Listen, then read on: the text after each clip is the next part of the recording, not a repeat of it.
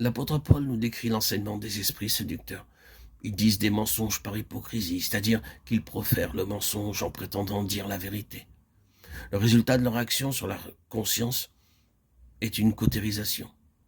C'est-à-dire que lorsqu'un croyant accepte ces enseignements mensongers, lorsqu'il les croit d'essence divine, parce qu'ils émanent du monde surnaturel, lorsqu'il y obéit et y conforme sa vie, sa conscience reste inactive.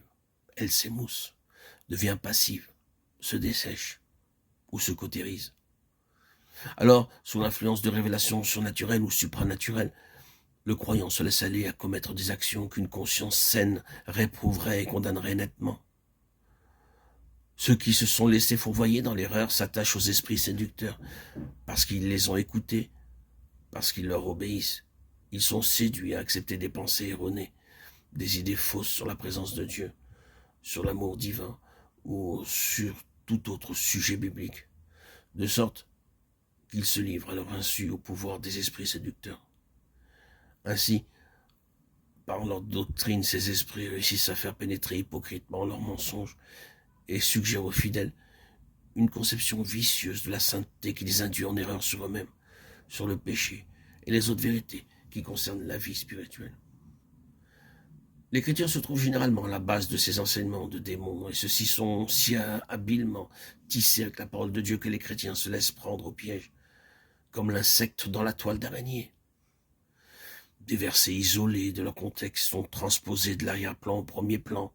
Des membres de phrases sont séparés de ce qui les précède ou les suit et leur donne leur valeur. Des versets sont cueillis, ici et là, et si habilement rassemblés, rapprochés, tissés ensemble, qu'ils semblent donner une révélation lumineuse et complète de la pensée de Dieu.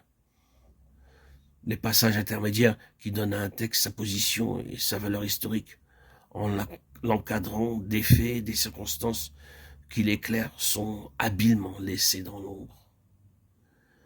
Un vaste filet est ainsi fabriqué, étendu autour des esprits réfléchis et imprudents qui ignorent les principes de l'exégèse biblique. Eh bien, des fidèles se sont laissés entraver, paralysés, tourmentés, dévorés, pour avoir cru à ces falsifications de la parole de Dieu.